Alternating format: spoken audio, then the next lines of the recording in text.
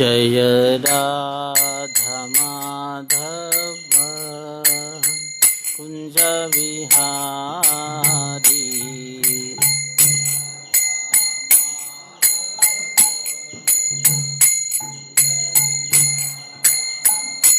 जय गोपी जन वल्लभ गिरिवरधारी।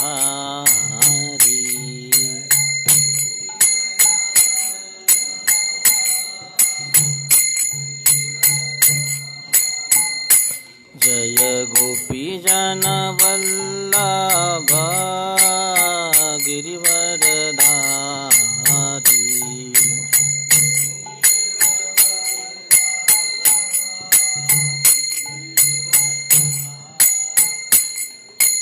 यशोदानंदन व्रज जनरंजन।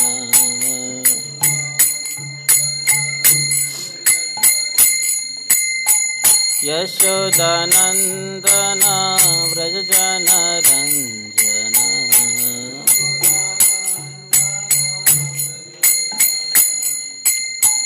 यमुना तीरावनचारी।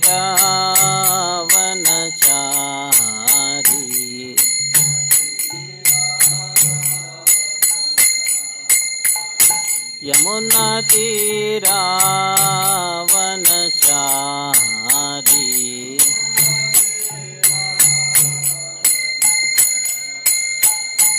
जय राधा माधव कुंज विहारी।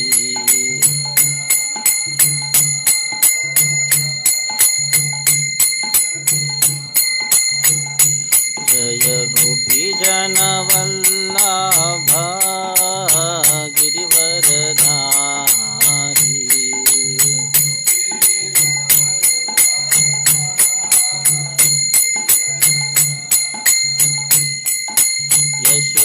यशोदानंदन व्रज जनरंजन।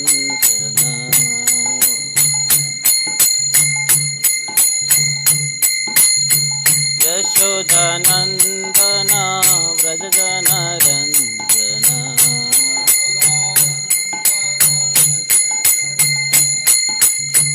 यमुना तीरावनचारी।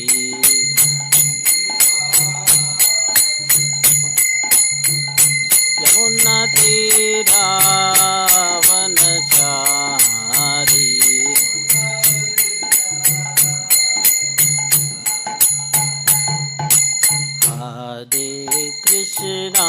हरे कृष्णा कृष्णा कृष्णा हरे हरे।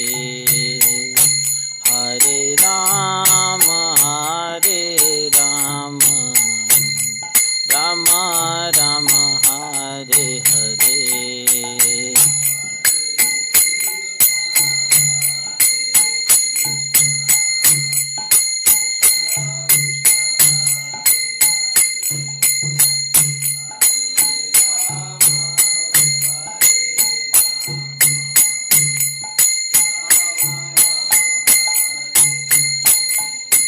हरे कृष्णा कृष्णा कृष्णा हरे हरे। हरे राम राम राम हरे हरे।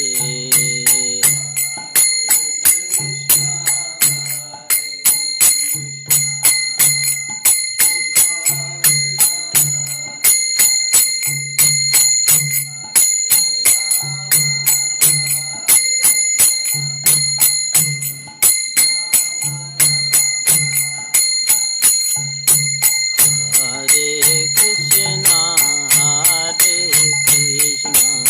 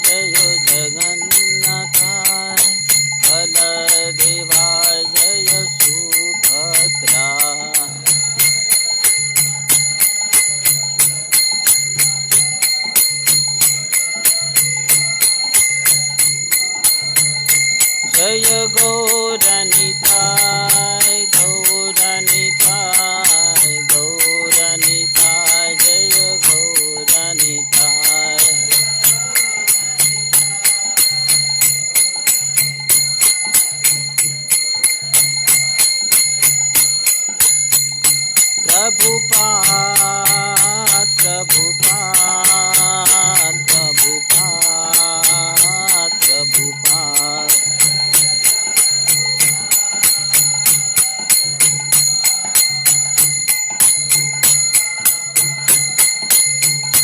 नित्य गौर हरि बोल हरि बोल हरि बोल हरि बोल।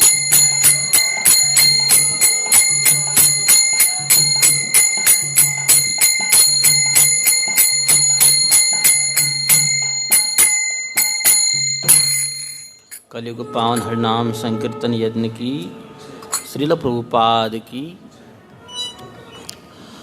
ओम नमो भगवते वासुदेवाय।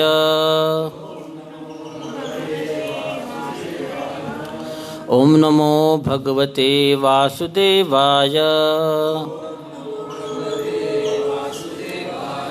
ओम नमो भगवते वासुदेवाय। नारायणं नमस्कृत्यं नरं चैव नरोत्तमं देवीं सरस्वतीं व्यासं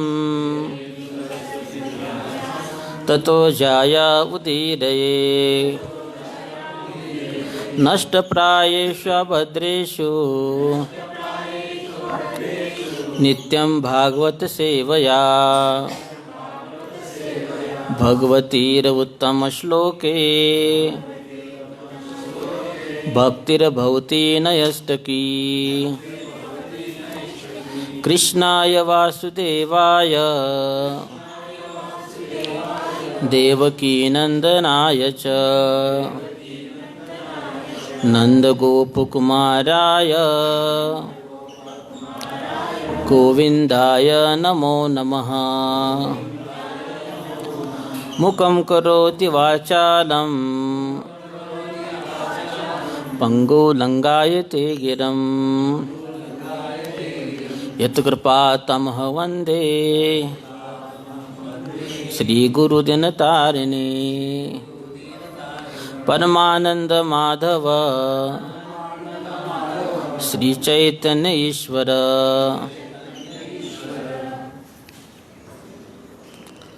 श्रीमद् भागवतम चतुर्थ स्कंद भाग 1 अध्याय 18 पृथु महाराज द्वारा पृथ्वी का दोहन श्लोक नंबर 25 और 26। वटवत्स वनस्पतय पृथग्र समयं पय गिरियो हिमवत्सा नाना धातुन स्वसानुषः। अनुवाद।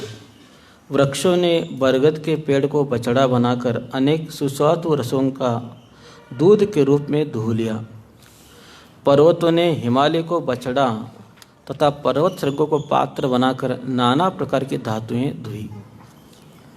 अभी हम श्लोक नंबर 26 को पढ़ेंगे। सर्वेश मुख्यवत्सेन स्वे स्वे पात्रे पृथक्पय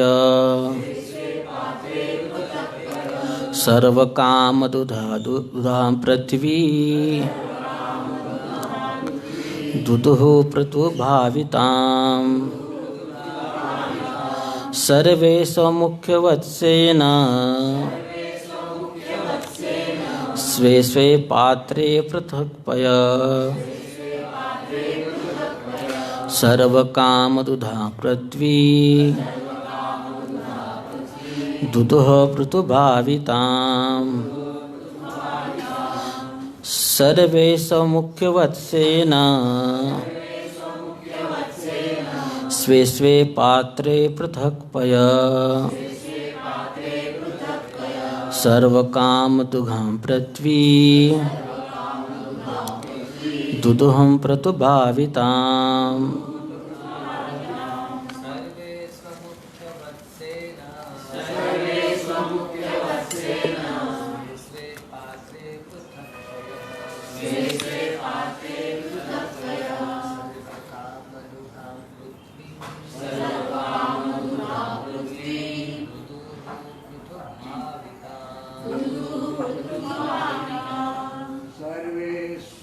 स्वमुखवत्सेन स्वे स्वे पात्रे पृथक्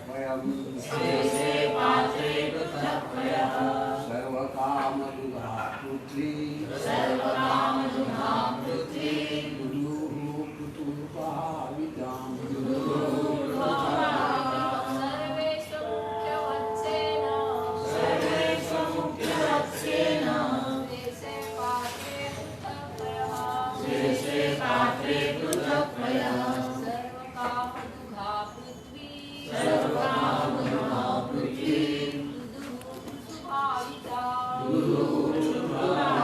दुदुः पृथुभाविताम्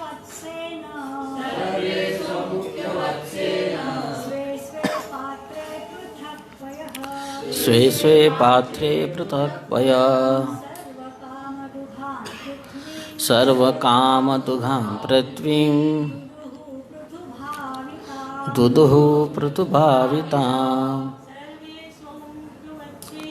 सर्वे समुख्यवत्सेन स्वे स्वे पात्रे पृथक्पया सर्वकामदुघां पृथ्वीं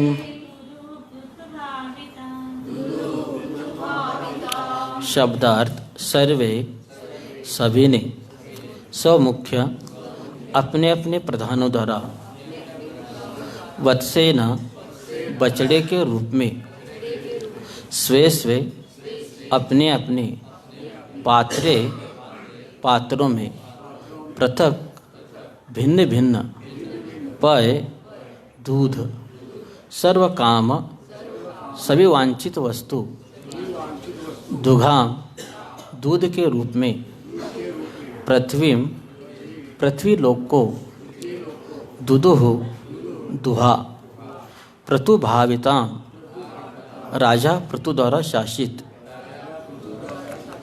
अनुवाद। पृथ्वी लोक सबों को अपना अपना भोजन प्रदान करता है।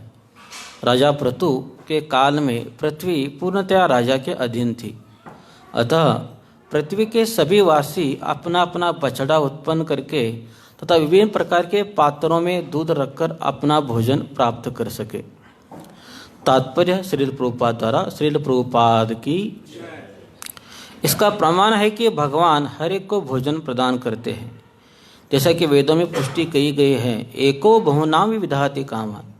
यद्यपि भगवान एक है, किंतु पृथ्वी के द्वारा वह सबों की आवश्यकताओं को पूरा करते हैं। विभिन्न लोकों में भिन्न भिन्न प्रकार के जीवात्माएं हैं और वे अपने अपने लोकों से अपने खाद्य सामग्री प्राप्त करते हैं। इन कथनों के आधार पर भला यह कैसे विश्वास कर लिया जाए कि चंद्रमा पर जीवात्मा नहीं है। प्रत्येक चंद्रमा पार्थिव है, क्योंकि 5 तत्वों से बना होता है और प्रत्येक लोक अपने अपने वासियों की आवश्यकता अनुसार खाद्य उत्पन्न करता है। वैदिक शास्त्रों के अनुसार यह सच नहीं है कि चंद्रमा न तो अन्न उत्पन्न करता है और न उसमें कोई जीवात्मा रह रही है।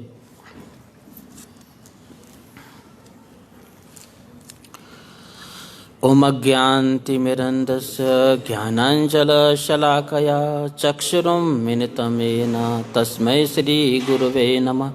श्रीचैतन्यमनोभीष्टं स्थापितं येन भूतले स्वयं रूप कदा मह्यं ददाति स्वपदान्तिकं। वन्देऽहं श्रीगुरु श्रीयुतापदकमलं श्रीगुरु वैष्णवांच श्रीरूपं साग्रजातं सहगण रघुनाथं वितं तं सजीवं साद्वैतं सावधूतं परिजनसहितं कृष्णचैतन्यदेवं श्रीराधा कृष्णपादा सहगण ललिता श्रीविशाखवितं च। नमो विष्णुपदाय कृष्णपृष्ठाय भूतले श्रीमते भक्तिवेदांत स्वामिनीति नामिनि। नमस्ते सारस्वती देवे गौरवाणी प्रचारिणि निर्विशेष शून्यवादी पाश्चात्य देश तारिणि। जय श्री कृष्ण चैतन्य प्रभु नित्यानंद श्री अद्वैत गदाधर श्रीवासादि गौर भक्त वृंद। हरे कृष्णा कृष्णा कृष्णा हरे हरे, हरे राम राम राम हरे हरे। ओम अपवित्र पवित्र वा सर्वस्तगतोपि वा यस्मरते पुंडरीकाक्षं सबभयंत शुचि। श्री विष्णु श्री विष्णु श्री विष्णु। हरे कृष्ण। सब भक्तों का हार्दिक स्वागत है आज के सुबह के भागवत कक्षा में। तो बहुत ही महत्वपूर्ण प्रसंग यहाँ पे चल रहा है। तो कई दिनों से हम प्रतु महाराज की जीवन की कथाएं सुन रहे हैं। तो यहाँ पे हम देखते हैं कि बहुत ही विचित्र बात लगता है। जो अंग महाराज थे बहुत ही साधु स्वभाव के व्यक्ति थे, भगवान के भक्त थे। तो उनको वेन जैसा दुष्ट पुत्र प्राप्त हो गया और वेन एक नंबर का दुष्ट था और उनके इसमें से भगवान प्रकट हो गए। कश्यप मुनि ब्राह्मण थे, उनको हिरण्यकशिपु जैसे बेटा प्राप्त हो गया। हिरण्यकशिपु आसुर था, उनके यहाँ प्रहलाद जैसा साधु पुत्र जन्मा। भगवान श्री कृष्ण भगवान है, उनके यहाँ भौमासुर ऐसा असुर पुत्र उनको प्रकट हो गया। तो इस तरह हम देखते हैं कि किसके घर में कौन सा पुत्र होगा कुछ बोल नहीं सकते। भले माता पिता भक्त हो तो कुछ गारंटी नहीं है कि वहाँ पे प्रहलाद जैसा ही भक्त हो सकता है। तो यहाँ पे भी हम देख रहे हैं कि अंग महाराज ये भगवान के बहुत बड़े महान भक्त थे और भगवान की कृपा से उनको पुत्र भी हो गया, लेकिन वो एक नंबर का क्या था, दुष्ट था। और उसके हरकतों के कारण अंग महाराज बहुत ही दुखी हो गए और वो वन को चले गए। क्योंकि अभी राजा कोई नहीं था इसलिए ब्राह्मणों ने उनको राजा बनाया। लेकिन वेन राजा ने जैसे राजा बन गया उसने क्या किया, सारे यज्ञ उन्होंने बंद कर दिए, ऋषियों को तकलीफ देने लगा, पूजा पाठ बंद कर दिया। इस तरह ये सब करने से लोगों को बहुत तकलीफ हो गया। खाने के लिए उनको अनाज नहीं मिल रहा था, क्योंकि भगवान गीता में कहते हैं अन्नाद भवन्ति भूतानि। तो सब जो अन्न के ऊपर आश्रित है। और अन्न कैसे आता है, यज्ञात भवति पर्जन्य, जब यज्ञ करेंगे तो अन्न आएगा। लेकिन इस वेन राजा ने पूरा यज्ञ ही बंद कर दिया था, इसलिए वहाँ पे कुछ अनाज बनाज नहीं आ रहा था। तो ब्राह्मण ने इनको बहुत समझाया कि उन्होंने कहा देखो आप राजा हो, प्रजा का आपको पालन करना चाहिए, आपको प्रजा को धर्म के मार्ग के ऊपर लाना चाहिए। अगर आप ये धार्मिक कार्य करेंगे, यज्ञ करेंगे, पूजा पाठ करेंगे तो ये आपके राज्य के लिए अच्छा है, सुख समृद्धि आएगी। और वो कहने लगे कि भगवान की आराधना करनी चाहिए, पूजा करना चाहिए, या आप पूजा बंद मत करो। इतना अच्छा उसको समझाते, लेकिन वेन राजा इतना दुष्ट था वो समझता नहीं। लेकिन बाद में फिर ब्राह्मणों ने समझ ले, ब्राह्मण जान गए कि लातों के भूत बातों से नहीं मानते, इसलिए उन्होंने एक मंत्र बोल दिया हम। और बस इतना बोलने से क्या हो गया, वो वहीं पे वो गतप्राण हो गया। इन्होंने ही उनको राजा गद्दी के ऊपर बिठाया था, इन्होंने ही क्या क्या उसको मार दिया। तो ये तो मर गए, लेकिन बाद में किसी ने कहा देखो ये भले दुष्ट प्रवृत्ति का व्यक्ति है, लेकिन है किसका वंश, ये ध्रुव महाराज के वंश में आता है। तो हमको इसका क्या करना चाहिए, मंथन करना चाहिए, जरूर कोई अच्छा व्यक्ति प्रकट हो सकता है। इसलिए वेन राजा का उनका जो मृत शरीर था उसका मंथन किया। तो पहले तो उनके जंगा का मंथन किया। जब मंथन किया तो पहले एक बौना व्यक्ति प्रकट हो गया, उसका नाम था बाहुक। और वो दिखने में कैसा था, वो कौवे के जैसा था, उसका कौवे के जैसा काला रंग था उसका। उसके शरीर के सभी अंग छोटे छोटे थे, मुंह उसका जबड़ा बहुत ही बड़ा था। तो इस तरह क्रूप व्यक्ति प्रकट हो गया। और ये बाहुक कौन था, ये साक्षात वेन का पाप था, पाप के रूप में ये पैदा हो गया था। और जैसे ही पैदा हो गया उसने ऋषियों को कहा कि मैं क्या करूं। तो ऋषि ने कहा तुम कुछ मत करो, तुम सिर्फ बैठ जाओ, हाँ, क्योंकि आप करोगे तो सब पाप कर्म ही करोगे। और उनको कहा कि आप यहाँ पे मत रहो, आप कहाँ पे जाओ, जंगल में चले जाओ। तो इस तरह इनका निषाद जाति कहते हैं। तो प्रभुपाद कहते हैं जो निषाद जाति के लोग होते हैं वो जंगल में रहते हैं और उनका कार्य क्या होता है, चोरी करना, डाका डालना, पशुओं का मारना, उसका मांस खाना, या पशुओं का जो चमड़ी होती है उसको परिधान करना, उसको बेचना। तो अभी भी हम देखते हैं कि जाम्बोटी के जो जहाँ पे लोग रहते हैं वो भालू के बाल क्या करते हैं, बेचते हैं, या नाखून बेचते हैं। तो ये जो लोग होते हैं इनका आहार भी ठीक नहीं होता, पाप वृत्ति होती है, इसलिए इन्होंने उनको कहा कि आप जंगल ही चले जाओ। बाद में इन्होंने ऋषियों ने क्या किया, वेन के बाहु का मंथन किया और ये करने से एक स्त्री और पुरुष की क्या हो गया, निर्माण हो गया। और ये कौन थे, ये साक्षात भगवान के कौन थे, अवतार थे। तो ये विष्णु के शक्त्यावेश अवतार भी कहते हैं, आवेश अवतार भी इनको कहते हैं। तो शक्त्यावेश अवतार का मतलब क्या है, भगवान कुछ कार्य करने के लिए किसी जीव को क्या देते हैं, शक्ति प्रदान देते हैं। तो पृथु महाराज का अवतार ही था किस लिए, प्रजा का पालन पोषण करने के लिए। तो हर अवतार का एक प्रयोजन रहता है। तो इस अवतार का प्रयोजन था कि कैसे एक आदर्श राजा होना चाहिए, कैसे आदर्श राजा का कर्तव्य होना चाहिए। तो ऐसे पृथु महाराज का प्रकट हो गया, ऋषिगण उनका गुणगान करने लगे और वो कहने लगे कि ये साक्षात कौन है, भगवान विष्णु के विस्तरित अंश है। और इनके साथ जो स्त्री जन्मी है वो साक्षात भगवान की संगिनी लक्ष्मी है, उसका नाम था अर्ची। तो इस तरह ब्राह्मणों ने, गंधर्व लोगों ने, देवताओं ने भगवान का गुणगान करना चालू कर दिया। तो बड़े बड़े मुनिगण, पितृगण, स्वर्गवासी भगवान का स्तुतिगान करने लगे।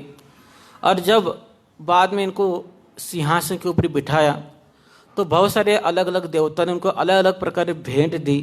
जैसे कुबेर ने उनको सुनहर सिंहासन दिया, वरुण देव ने उनको छाता दिया, वायुदेव ने उनको चामर दिया, इंद्र ने उनको मुकुट दिया, यमराज ने उनको दंड दिया, मतलब लोगों को दंड देने के लिए एक दंड दिया।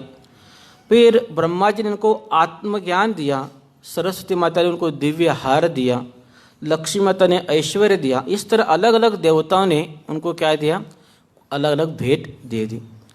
तो पृथु महाराज ये भगवान के अवतार है और एक सभ्य व्यक्ति का क्या कर रहे, आचरण कर रहे हैं। तो वो कहते हैं कि आप मेरा गुणगान कर रहे हैं, लेकिन अभी तक मैंने कुछ कार्य किया ही नहीं, तो मेरा क्यों गुणगान कर रहे हैं।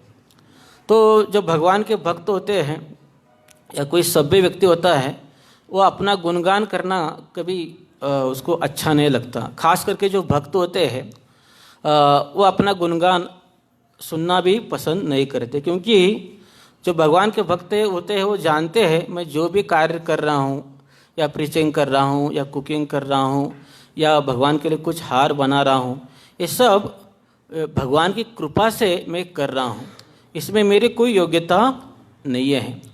तो सब कुछ भगवान कर रहे हैं, मेरा नाम हो रहा है। तो करने वाले सब भगवान हैं, लेकिन हमारा नाम होता है। भगवान कृष्ण ने गीता में पहले ही अर्जुन को कहा था कि ऑलरेडी हमने जीत लिया है, तुम सिर्फ निमित्त आप बन जाओ। इस तरह हम देखते हैं कि करता है कन्हैया, मेरा नाम हो रहा है। तो सब कुछ भगवान कर रहे हैं, सिर्फ हमारा नाम हो जाता है। तो हमको सिर्फ निमित्त बनना है भगवान की सेवा में। तो पृथु महाराज जब राजा बन गए, क्योंकि बहुत दिनों से यज्ञ विज्ञ नहीं हुआ था, पूजा पाठ नहीं होता, इसलिए सब जगह अकाल पड़ गया था, लोग भूख से मर रहे थे, खाने के लिए कुछ नहीं था। और इस तरह प्रजा का ये दुर्दशा ये पृथु महाराज को देखा नहीं गया। तो राजा का कर्तव्य है प्रजा का क्या करने का, अपने बच्चों के जैसा पालन करने का। राजा का कर्तव्य इतना ही नहीं कि लोगों से टैक्स लेने का और उनका शोषण करने का। तो राजा का कर्तव्य क्या है, जिस तरह समुद्र क्या करता है, जिस तरह सूरज समुद्र से पानी लेता है, बाद में बारिश के रूप में वो वापस पृथ्वी को देता है, उसी तरह राजा का कर्तव्य क्या है, लोगों से टैक्स लेना और बाद में उनकी सुविधा के लिए उनको इस्तेमाल करना। तो इस तरह पृथु महाराज ने देखा कि लोग भूख से पीड़ित है, इनको मैं अनाज की व्यवस्था मुझे करना चाहिए। तो वो सोच रहे थे कि ये पृथ्वी क्यों नहीं दे रही है खाना। तो वो बहुत कुपित हो गए पृथ्वी माता के ऊपर और उनके पीछे धनुष्य बाण लेकर भागने लगे। तो पृथ्वी माता ने देखा कि भगवान मुझे मारने के लिए क्या कर रहे, प्रयास कर रहे। तो उसको तो आश्चर्य लग गया। वो सोचने लगी भगवान तो बारंबार इस जगत में आते हैं मेरी रक्षा करने के लिए, मेरा भार कम करने के लिए, लेकिन अभी वो मेरे पीछे ही क्या कर रहे हैं, मुझे मारने के लिए, दंड देने के लिए आ रहे हैं। तो वो भी भागने लगी और बाद में उसने सोचा कि भगवान मुझे मारे डालेंगे, इसलिए उसने गाय का रूप धारण किया। तो उन्होंने गाय का रूप धारण क्यों किया? क्योंकि भगवान को दो व्यक्ति बहुत ही प्रिय है, और वो कौन है? नमो ब्राह्मण देवाय गो ब्राह्मण हिताय च जगत हिताय कृष्णाय गोविंदाय नमो नमः। एक भगवान के भक्त उनको बहुत प्रिय है, दूसरे गौ माता उनको बहुत ही प्रिय है। इसलिए गौ माता ने सोचा अगर मैं गाय का रूप धारण करूंगी तो भगवान मुझे कुछ भी नहीं कर सकते। और हम देखते कि द्वापर युग में वे पृथ्वी माता ने गाय का रूप धारण किया था और भगवान के पास निवेदन के लिए गए थे। तो इस तरह भगवान को पृथ्वी माता का दुख या गौ माता का दुख उनको सहन नहीं होता। तो इस तरह ये पृथ्वी माता ने गौ माता का रूप धारण किया, लेकिन भगवान के सामने चालाकी नहीं सकते, क्योंकि भगवान हर के हृदय में आसीन है। किसके मन में क्या चल रहा है उनको सब कुछ पता है। हे पाप करुणी पापी मन है, सैरा वैरा पळतैर, आणि काय काय केलंस भल्या मानसा देवाला सार कळतैर। तो भगवान को सब कुछ पता चलता है, हम क्या क्या करने वाले हैं, हमारे मन में क्या डुप्लिसिटी कपट चल रहा है। तो भगवान के सामने हम कुछ छुपा नहीं सकते। तो भगवान ने देखा ये जानबूझकर गाय का क्या कर रही है, रूप धारण कर रही है। तो और क्रोधित हो गए और धनुष्य बाण लेकर उसको पीछे भागने लगे। तो पृथ्वी माता भागने लगी, लेकिन बाद में पृथ्वी माता ने सोचा मैं कहाँ कहाँ भागूँ, जहाँ भी जाऊँगी भगवान को मैं प्राप्त कर पाऊँगी। इतो नरसिंह परतो नरसिंह यतो यतो यामी ततो नरसिंह, सब जगह भगवान है, मैं कहाँ भागूँ। तो बाद में फिर मुड़कर वो भगवान के ही शरण में चली गई और कहने लगी कि हे प्रभु, वराह अवतार में आपने मेरी रक्षा की थी और आप मेरे को अभी मार रहे, ऐसा क्यों कर रहे हैं? तो पृथु महाराज कहने लगे मेरी प्रजा भूख से मर रही है, तो अनाज नहीं दे रहे, इसका कारण क्या है? तो पृथ्वी माता कहती है कि जब तक लोग धर्म का पालन नहीं करेंगे तो उनको मुफ्त में मैं रोटियां क्यों दूँ? अगर हम धर्म का पालन करेंगे, भगवान का भजन करेंगे, यज्ञ करेंगे, तो हमारे जीवन की जो भी आवश्यकताएं हैं, बारिश है, अन्न है, रोटी है, कपड़ा है, मकान है, हवा, पानी, ये सब कुछ पृथ्वी माता या प्रकृति हमको देती है। लेकिन अगर कोई भगवान का भजन नहीं करता, पूजन नहीं करता, पृथ्वी माता सब कुछ अंदर खींच लेती है। तो आजकल हम देख रहे हैं, हम कुछ खेती में अनाज डालते हैं, अनाज आ भी जाता है और गलत टाइम पे बारिश क्या होता है, गिरता है, जो बनाया सब कुछ वो नष्ट हो जाता है। आजकल हवा हमको शुद्ध नहीं मिल रही है, खाने के लिए अनाज शुद्ध नहीं मिल रहा है, कुछ ऑर्गेनिक नहीं मिल रहा है, सब हाइब्रिड खाने को मिल रहा है। जो भी खाते हैं उसमें सत्व कुछ है ही नहीं। फल भी खा रहे हैं उसमें भी क्या इंजेक्शन मारकर दे रहे हैं, उसमें भी कुछ अभी मिठास नहीं रहा है। तो प्रकृति सब कुछ क्या करती है, छीन लेते जब कोई भगवान का भजन नहीं करता। तो पृथ्वी माता ने कहा अगर मेरे से कुछ चाहिए तो आप क्या कीजिए, बछड़े को लाइए। तो जिस तरह एक गाय बछड़े को देकर दूध देती है, तो आप भी अपना अपना जिसको जो जो चाहिए वो उस लोक के वासी आइए, बछड़े को सामने रखिए, मैं क्या दूंगी, अनाज जो जो उनको चाहिए वो सब कुछ प्रदान करूंगी। तो इस तरह ऐसा कहने के बाद बहुत सारे लोग आ गए अपने अपने बछड़ों को लेकर। किसी ने स्वयंभू मनु को बछड़ा बनाया, उसने समस्त प्रकार के औषधि ग्रहण की। ऋषियों ने बृहस्पति को बछड़ा बनाया, उनको क्या चाहिए था, उनको ज्ञान चाहिए था, तो ज्ञान उन्होंने उनसे प्राप्त किया। देवताओं ने इंद्र को बछड़ा बनाया, सोमरस को पान कर किया। दीति के पुत्रों ने प्रहलाद महाराज को बछड़ा बनाया, उन्होंने सुरा उनको ले लिया। गंधर्व लोक तथा अप्सर लोगों ने विश्ववसु को बछड़ा बनाया, मधुर संगीत को प्राप्त किया। इस तरह सिद्धलोक, पितृलोक, किम पुरुष, पशु, पक्षी सब ने अपना अपना बछड़ा लाया और उनको जो जो चीज़ें चाहिए उन्होंने ग्रहण कर ली। तो गाय जब दूध, जैसे हम देखते हैं कि जब ग्वाला होता है, जब उसको गाय दोहना होता है तो पहले वो क्या करता है, वो पहले बछड़े को छोड़ देता है। तो गाय अपने बछड़ों को देखकर वात्सल्य भाव में क्या करते हैं, दूध को छोड़ देते हैं। तो उसका प्रेम होता है। इस तरह हम देखते हैं कि गाय का जो दूध होता है उसके ऊपर पहला अधिकार किसका होता है, वत्स का होता है, बछड़े का होता है। जब वो पी के संतुष्ट हो जाए उसके बाद हम ले सकते हैं। लेकिन आजकल कलयुग में हम देखते हैं कि जैसे गाय किसी बछड़े को जन्म देती है, उस बछड़े को क्या करते हैं, एक तो गाय से दूर रखते हैं या उसको बेच देते हैं या उसको कत्ल खान बेच देते हैं दूध को प्राप्त करने के लिए। तो ये बहुत बड़ा क्या है, पाप है। तो इस तरह ये देखते हैं यहाँ पे पृथ्वी माता ने सब जीवन, जिसको जो जो आवश्यकताएं हैं, देवताओं को, गंधर्वों को, किन्नरों को, पितृलोकवासियों को, राक्षसों को, दीतियों को और पशु पक्षियों को, सबको उन्होंने क्या दिया, जो जो चाहे उनको प्रदान किया। इस तरह यहाँ पे हम देखते हैं कि पृथ्वी माता सबका क्या कर रही है, पालन पोषण कर रही है। फिर वो चाहे देवता हो, असुर हो, गंधर्व हो या कोई भी हो। तो देवताओं को यज्ञ भाग पृथ्वी से ही मिलता है, पितरों को भी भोजन यहाँ से ही मिलता है, तो और मनुष्यों को भी अन्न वस्त्र निवारा यहाँ से ही मिलता है। इस तरह हम समझते हैं कि पृथ्वी सबकी क्या है, माता है, क्योंकि वो सबका भरण पोषण करती है। तो शास्त्र में 7 प्रकार के माताएं कही गई है। वो कौन सी है, आत्म माता, गुरु पत्नी, ब्राह्मणी राजपत्निका, धेनुदात्री तथा पृथ्वी, सप्तरे मातरम तथा।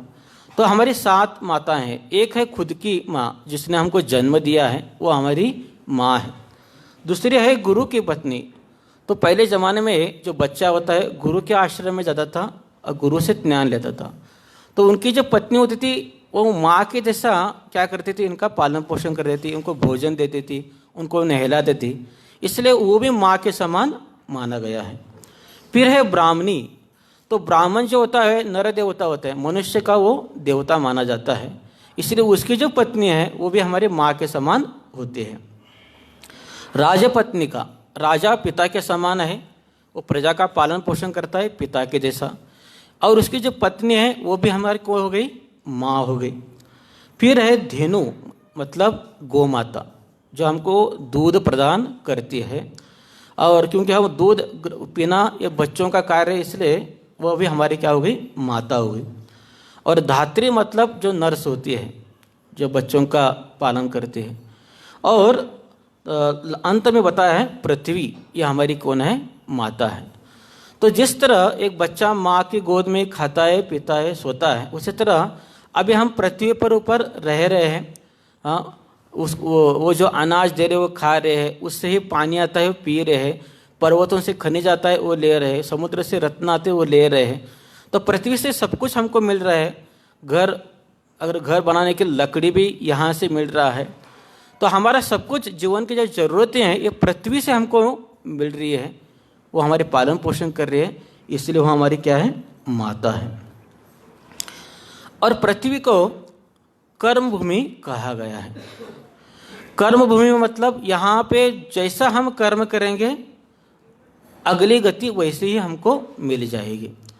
जैसे यहाँ पे अगर पुण्य कार्य करेंगे तो हम स्वर्ग जाएंगे, पाप करेंगे तो नरक जाएंगे, और भक्ति करेंगे तो वैकुंठ को हम चले जाएंगे। ऊर्ध्व गच्छन्ति सत्वस्था, मध्य तिष्ठन्ति राजसा, अधो गच्छन्ति तामसा। तो जैसा जैसा कार्य करेंगे वैसे हम जाएंगे। अर्थात पृथ्वी एक प्लेटफॉर्म है, यहाँ पे हम डिसाइड कर सकते हैं कि कहाँ पे हमको जाना है। जैसे हम देखते हैं कि अगर किसी को बम्बई जाना है, दिल्ली जाना है, अमेरिका जाना है, तो यहाँ से उसको सामरा जाना पड़ेगा, वहाँ पे एयरपोर्ट है, और एयरपोर्ट से वहाँ से वो बम्बई भी जा सकता है, अपने पॉकेट में कितना कर्म है उतना देखकर, और अमेरिका जा सकता है या दिल्ली जा सकता है। यानी जिसका जितना कर्म है उसके हिसाब से वो अपने अपने गंतव्य स्थान को जा सकता है। तो इस तरह ये पृथ्वी ये एयरपोर्ट के जैसा है, जैसे हमारा कर्म होगा वैसे हमारी गति हो जाएगी। और भगवान एक जगह कहते हैं त्रैलोकम पृथ्वी धन्या, इस तीन ही लोकों में पृथ्वी माता बहुत ही धन्य है। क्यों धन्य है? तो पहले तो हम देखते कि तीन लोक मतलब क्या है, उच्च लोक, मध्य लोक और अधोलोक। उच्च लोक कौन सा है? स्वर्गलोक, जनलोक, तपोलोक और सत्यलोक, ये उच्च लोक है। स्वर्ग में तो बहुत अच्छी अच्छी फैसिलिटियाँ है, ब्रह्मलोक में भी अच्छी अच्छी फैसिलिटियाँ है, वहाँ पे बुढ़ापा नहीं, मृत्यु नहीं, कुछ भी नहीं, चिंताएं भी नहीं। और नीचे अतल, वितल, सुतल, असतल, पाताल, इससे 14 भुवन है। लेकिन भगवान कहते हैं ये 14 भुवनों में से सर्वश्रेष्ठ स्थान कौन सा है? पृथ्वी। पृथ्वी धन्य है, पृथ्वी सर्वश्रेष्ठ मानी गई है, क्योंकि भगवान बार बार इसी पृथ्वी पर क्या करते हैं? अवतार लेते हैं। यदा यदा ही धर्मस्य ग्लानिर्भवति भारत अभ्युत्थानम अधर्मस्य तदात्मानं सृजाम्यहम्। तो भगवान बार बार इस संसार में जब आते हैं तो पृथ्वी के ऊपर ही आते हैं। ब्रह्मलोक में जन्म नहीं, मृत्यु नहीं, जरा नहीं, व्याधि नहीं। स्वर्ग में भी बहुत अच्छा एंजॉयमेंट है, लेकिन उसको धन्य माना नहीं है। धन्य किसको माना है? पृथ्वी को ही माना है, क्योंकि यहाँ पे भगवान हमेशा आते हैं। और जब भगवान यहाँ पे आते हैं तो यहाँ पे वो नंगे पैर चलते हैं, अर्थात पृथ्वी माता को भगवान के चरणों का क्या मिलता है? स्पर्श मिलता है। तो उसका कितना बड़ा भाग्य है। भगवान वैकुंठ में चप्पल पहनकर घूमते हैं, बूट पहनकर घूमते हैं, लेकिन यहाँ पे जब आते हैं तो जूता साइड को करते हैं, नंगे पैर वृंदावन में घूमते हैं। इसलिए पृथ्वी माता को धन्य कहा गया है।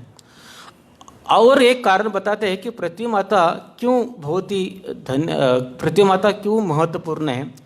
क्योंकि हमारे जीवन का जो कल्याण हम पृथ्वी के ऊपर ही कर सकते हैं। ब्रह्मलोक में, स्वर्गलोक में अगर हम जाएंगे तो वहाँ पे भगवान का भजन करना बहुत ही क्या है? मुश्किल है। क्योंकि स्वर्ग में इतना आनंद है, इतना ऐश्वर्य, इतना इंद्र तृप्ति है, नंदकानन गार्डन है, वहाँ पे सुंदर अप्सराएं हैं, सोमरोज को पीने को मिलता है, शारीरिक आयु सब कुछ अच्छा है, तो वहाँ पे कौन भजन करेगा? इतना एंजॉयमेंट है। और नरक में इतना दुख है तो कौन भजन करेगा? तो वहाँ पे कोई भजन नहीं कर सकता, लेकिन पृथ्वी के ऊपर कर सकता है। क्यों? क्योंकि पृथ्वी में कभी खुशी कभी गम, ना ज़्यादा दुख है ना ज़्यादा सुख है, सम है। तो इस प्लेटफॉर्म पे हम भगवान का भजन कर सकते हैं। और दूसरे भी, अगर ब्रह्मलोक में हम जन्म लेंगे तो कब भगवान को प्राप्त करेंगे? क्योंकि वहाँ की आयु बहुत ही क्या है? लंबी है। यहाँ का 1 साल वहाँ का 1 सेकंड है। यहाँ का 1 साल, यहाँ का 1 साल स्वर्ग का 1 दिन है। तो हम समझ सकते हैं कि आयु कितनी लंबी है, तो कब भगवान को प्राप्त करेगा। लेकिन पृथ्वी में क्या है? हमारी आयु कम है, और इस कम आयु में हम जल्दी से भगवान को प्राप्त कर सकते हैं। और दूसरा कारण ये है पृथ्वी क्यों धन्य है? यत्र वृंदावन पुरी, क्योंकि इस पृथ्वी के ऊपर क्या है? वृंदावन धाम है। तो जब भगवान श्री कृष्ण संसार में अवतार ले रहे थे, उन्होंने कहा राधा रानी को कि आपको भी आना पड़ेगा, लेकिन राधा रानी ने कहा मैं वहाँ पे नहीं आऊँगी। क्यों? क्योंकि जहाँ पे वृंदावन है, जहाँ पे यमुना है, जहाँ पे गोवर्धन है, वहाँ पे मैं आ सकती हूँ। तो भगवान ने राधा रानी की प्रसन्नता के लिए और हमारे जैसे बद्ध जीवात्माओं के कल्याण के लिए अपने धाम को इस संसार में क्या किया? उन्होंने प्रकट कर दिया। तो भगवान इस संसार में अलग अलग रूप में आते हैं। कभी पशुओं के रूप में आते हैं, जैसे वराह के रूप में आए, नरसिंह के रूप में आए, कभी जलचर प्राणियों के रूप में आते हैं, मत्स्य अवतार में, कूर्मा अवतार में, और कभी नदियों के रूप में आते हैं, गंगा, यमुना, सरस्वती, ताकि हम उसके अंदर स्नान करें और पवित्र हो जाए। कभी पेड़ के रूप में आते हैं, जैसे तुलसी महारानी है, वृक्षों के रूप में आते हैं हमारा कल्याण करने के लिए। और कभी कभी अपने तीर्थों को भी लेकर आते हैं, जैसे अयोध्या है, मथुरा है, ये सब धाम ऊपर हैं, पंढरपुर है, तो सब धामों को इधर लाते हैं, यानी तीर्थों के रूप में भी भगवान यहाँ पे प्रकट होते हैं। तो जितने भी तीर्थ स्थान है, जितने भी धाम है, सब पृथ्वी के ऊपर है। इस तरह इस पृथ्वी के ऊपर जन्म लेकर कोई भी अपना उद्धार कर सकता है, इसलिए पृथ्वी माता को धन्य कहा गया है। और इस पृथ्वी के ऊपर भी हम देखते हैं कि सब जगह भगवान के महान क्या है, भक्त है, साधु संत है, सब जगह भगवान की कथाएं चल रही है, कीर्तन चल रहा है, भजन चल रहा है, इसलिए पृथ्वी को बहुत ही धन्य कहा गया है। तो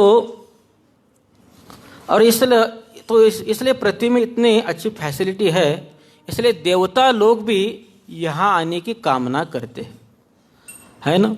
हम स्वर्ग जाने की कामना कर रहे हैं, अमेरिका जाने की कर रहे हैं, लेकिन देवता लोग पृथ्वी पे आने की कामना करते हैं, क्योंकि पृथ्वी पे में वो अपना जीवन का कल्याण कर सकते हैं। पृथ्वी माता को भूदेवी कहा गया है, और ये भूदेवी किसकी पत्नी है? वराह की पत्नी है। हाँ, जब भगवान ने वराह अवतार लिया था और पृथ्वी माता को पाताल से ऊपर लाए थे, तब उन्होंने पृथ्वी माता को अपने पत्नी के रूप में उन्होंने स्वीकार किया था। इसलिए पृथ्वी के ऊपर किसका अधिकार है? केवल भगवान का ही अधिकार है, और किसका अधिकार नहीं है। लेकिन पृथ्वी माता कहती है कि इस जगत के लोग हमेशा मेरे ऊपर राज्य करने का प्रयास करते हैं, ये मेरा राज्य है, ये मेरा देश है, ऐसा कहकर आपस में क्या करते हो? झगड़ा करते हैं। जिस तरह हम देखते हैं कि बस में, ट्रेन में हम जगह के लिए क्या करते हैं? झगड़ा करते हैं, ये मेरा जगह है, वो मेरा जगह है, आपको इधर बैठना नहीं चाहिए। झगड़ते लेकिन जब तक स्टेशन आता है दोनों भी उतर जाते हैं और जगह उधर ही रहता है। तो इस संसार में भी हर कोई कहता है ये मेरी ज़मीन है, ये मेरी ज़मीन है, हाँ, लेकिन मरने के बाद वो ज़मीन ऐसे रहती है, वो दोनों लोग वहाँ से चले जाते हैं। तो पृथ्वी माता कहती है जरा देखो तो इन राजाओं को, हाँ, एक तो ये मृत्यु के हाथ के खिलौने है, लेकिन मेरे ऊपर विजय प्राप्ति करने के क्या करते हैं? कामना करते हैं। तो इस तरह यहाँ पे हमारा कुछ भी नहीं है, क्योंकि हमारी आयु भी क्या है? क्षणिक है, हाँ, और कब मृत्यु आएगी हम बोल नहीं सकते। तो किसको पकड़ के रखेंगे, लेकिन वो ज़्यादा देर तक हमारे हाथ में रहने वाला नहीं है।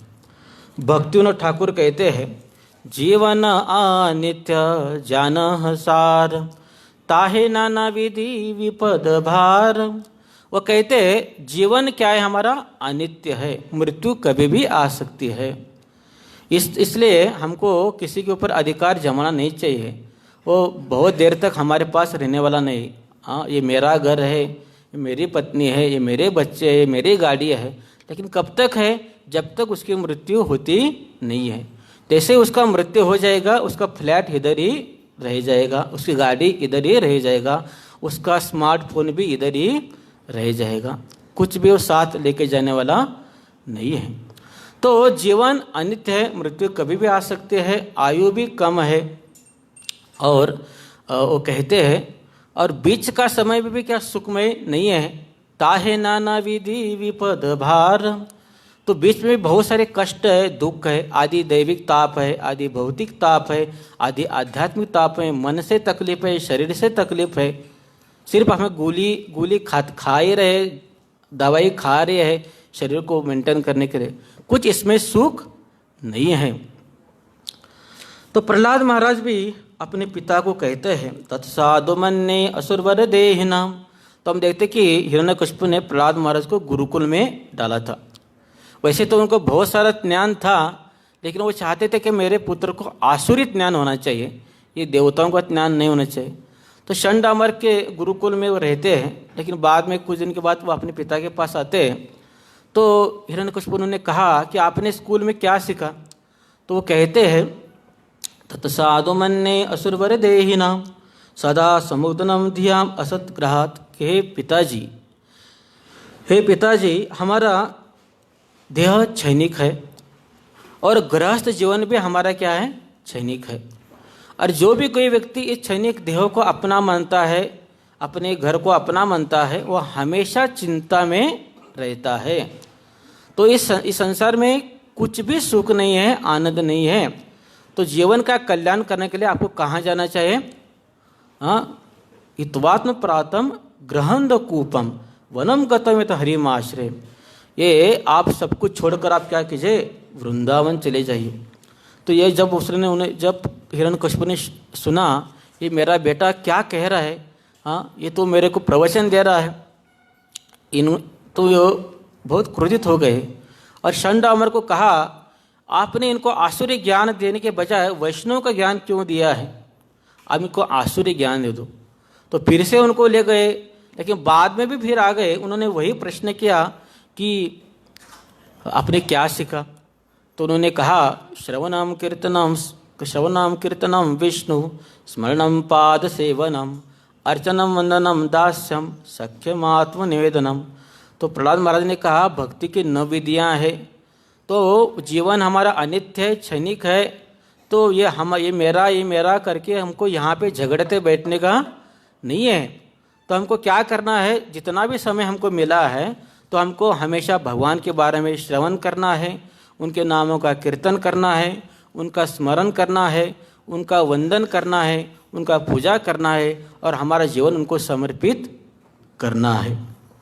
तो इस तरह प्रहलाद महाराज ने बहुत ही सुंदर उनको उपदेश दिया। प्रभुपाद तात्पर्य में कह रहे कि भगवान सबका पालन पोषण करते हैं। तो देखिए आत्मा और परमात्मा, आत्मा भी सत्यचित्त आनंद है, वो भी शाश्वत है, उसका भी कभी विनाश नहीं होता, पूर्ण ज्ञानमय है और सच्चित आनंद और आनंदमय है। और परमात्मा भी सच्चित आनंदमय है, वो भी शाश्वत है, ज्ञानमय है, आनंदमय है। तो भगवान में और अन्य में यहाँ पर फिर फर्क क्या रह गए? तो यहाँ पे तात्पर्य प्रभुपाद कहते हैं एको बहुना विधाते कमान। भले उनमें और हमारे भी समानता है, लेकिन क्वांटिटी में क्या है? हम कम है। ममे वांशे जीवलोके जीवभूत, हम भगवान के अंश है और भगवान सबका पालन पोषण करते हैं। भगवान एक ही समय में सबके हृदय में आसीन है। यह हमारे में और भगवान में क्या है? फर्क है। प्रभुपाद तात्पर्य में चांद के बारे में कह रहे हैं। तो प्रभुपाद चांद के बारे में बहुत जगह अपने तात्पर्य में कहा है कि कैसे लोग ये चांद पे नहीं गए हैं। तो बचपन में हमने स्कूल में पढ़ा था कि चांद पे जाने वाले पहले लोग कौन थे? वो नील और आर्मस्ट्रांग। गए तो नहीं है, लेकिन हम ऐसा कहते हैं। तो ये जब नील आर्मस्ट्रांग जब जा रहे थे चांद पे, तो उस समय टीवी के ऊपर ये सब सीन उनको दिखाया जा रहा था। प्रभुपाद भी देख रहे थे, उनके शिष्यगण भी देख रहे थे और उनके शिष्यगण कह रहे थे देखो प्रभुपाद मनुष्य चांद के ऊपर जा रहा है। प्रभुपाद ने कहा ये सब ड्रामा है, कोई चांद पे नहीं जा सकता बिना पुण्य कर्म किए हुए। लेकिन किसी किसी ने प्रभुपाद के ऊपर विश्वास नहीं किया, वो छोड़कर चले गए। प्रभुपाद क्या कह रहे हैं? तो लेकिन प्रभुपाद के बाद सत्य थी। प्रभुपाद तात्पर्य में कहते हैं अलग अलग जगहों पे, वो कहते हैं देखिए जैसे समुद्र मंथन लीला है, वहाँ पे क्या होता है जब अमृत देवताओं को प्राप्त होता है, दोनों में घमासान युद्ध होता है। इतना घमासान युद्ध होता है कि कहा गया है कि उनके रक्त की छींटें सूरज को लग रही थी। और विज्ञान कहता है कि चांद पास में है, सूरज दूर पे है। प्रभुपाद कहते हैं अगर पृथ्वी से चांद नजदीक होता तो रक्त की छींटें पहले किसको लगना चाहिए था? पृथ्वी को, बाद में सूर्य को लगना चाहिए था। लेकिन भागवत में कहा है तो रक्त की छींटें सूरज को लगी। इसका मतलब है कि चांद सूरज के भी आगे है। अगर ये लोग चांद पे गए हैं तो जाते समय बीच में कौन सा स्टेशन आता है? सूरज का आता है। तो सूरज के पास जाएंगे तो वो जलकर राख ही हो जाएंगे। इसका मतलब ये लोग सूरज पे नहीं गए हैं। और प्रभुपाद एक जगह कहते हैं देखो चांद पे इतना अच्छा फैसिलिटी क्या है, 10,000 वर्ष की आयु है, लंबी आयु है, पीने के लिए 100 वर्ष मिल रहा है। इतना अच्छा फैसिलिटी होते हुए लोग यहाँ पे दोबारा क्यों आएंगे? अगर किसी को अच्छा नौकरी मिल गया, अच्छा मकान मिल गया, अच्छी सुंदर पत्नी मिल गई, वो छोड़कर दूसरी नौकरी ढूंढने वो जाएगा नहीं है। इसका मतलब ये लोग वहाँ पे नहीं गए हैं। तीसरी बात ये कहते हैं, ये लोग कहते हैं कि हम चांद पे चले गए, हाँ, लेकिन दूसरे बार किसी ने ट्राई किया नहीं है। अगर हम उनको वहाँ पे जा सकते तो दूसरे बार भी उधर जाना चाहिए ना, लेकिन कोई वहाँ पे गया नहीं, इसका मतलब उधर वो लोग गए भी नहीं है। ये सब बहुत बड़ा क्या था, उनका ड्रामा था। तो हम देखते हैं कि ये लोग कहते हैं कि वहाँ पे कोई जीव नहीं है। प्रभुपाद कहते हैं मट्टी खोदो वहाँ पे जीव है, पानी में जीव है, अग्नि में जीव है, सब जगह जीव है। भागवत में कहा है कि हर ग्रहों पे क्या है, जीवात्मा रहते हैं। ये लोग कहते हैं वहाँ पे हवा नहीं है, लेकिन ये लोग इन लोगों ने वहाँ पे अमेरिका का झंडा डाल दिया और वो फटफट रहा है और कहते हैं कि वहाँ पे हवा नहीं है। और उनका शूटिंग किसने किया वहाँ पे? हाँ, ये लोग वहाँ पे कूद रहे, ये लोग वहाँ पे कूद रहे, शूटिंग किसने किया? तो तीसरा चौथा व्यक्ति भी वहाँ पे होना चाहिए। इस तरह प्रभुपाद कहते हैं ये लोग वहाँ पे नहीं गए। तो कुछ किसी ने कहा प्रभुपाद वो लोग कहते हैं कि वो जो चांद है ना, वो अमेरिका का एक रेगिस्तान है, वहाँ से मिट्टी से मिलता जुलता है। प्रभुपाद ने कहा इसका मतलब है वो वहाँ पे नहीं, यहीं पे वो गए हैं रेगिस्तान में। और फिर भी अगर वो वहाँ पे गए हैं तो जाकर उन्होंने किया क्या? लाखों करोड़ रुपए उन्होंने खर्च किया और आते समय एक पत्थर लेकर आए हो। यहाँ पे पत्थरों की कमी था क्या? वो तो वहाँ से एक पत्थर लेकर आए उन्होंने।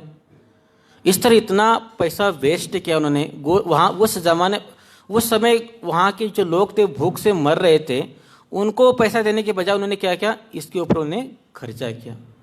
तो प्रभुपाद कहते हैं कि चांद पे व्यक्ति पुण्य कार्य करके वहाँ पे जा सकता है। तो इस तरह प्रभुपाद कह रहे हैं कि ठीक है, अगर कोई कहेगा मैं चांद पे गया, मैं मंगल पे गया, लेकिन आप कहीं भी जाओ, आप ब्रह्म भुवना लोका पुनरावर्ति सो अर्जन, उसको दोबारा कहाँ पे आना पड़ेगा? पृथ्वी पे आना पड़ेगा। कुछ पंछियाँ आकाश में इतना दूर उड़ती है, लेकिन वो दोबारा कहाँ पे आते हैं? पृथ्वी के ऊपर ही आते हैं। तो चाहे हम स्वर्ग में जाए, ब्रह्मलोक में जाए, कहीं भी जाए, दोबारा उनको पृथ्वी पर आना ही होता है। और कहीं पे भी जाओ, जन्म मृत्यु जरा व्याधि उसका पीछा छोड़ने वाली नहीं है। इसलिए हमको मंगल के ऊपर, पृथ्वी के ऊपर जाने का प्रयास नहीं करना चाहिए। हमको कहाँ जाने का प्रयास करना चाहिए? भगवान के धाम वैकुंठ को जाने का प्रयास करना चाहिए, जहाँ पे जन्म नहीं, मृत्यु नहीं, बूढ़ापा नहीं, किसी प्रकार का कष्ट नहीं, केवल आनंद ही आनंद है। आनंदी आनंदी गड़े, जिकड़े तिकड़े चोहे कड़े। हरे कृष्णा कृष्णा कृष्णा हरे हरे, हरे राम राम राम हरे हरे। श्रीमद् भागवतम महापुराण की, श्रील प्रभुपाद की। हरे कृष्ण।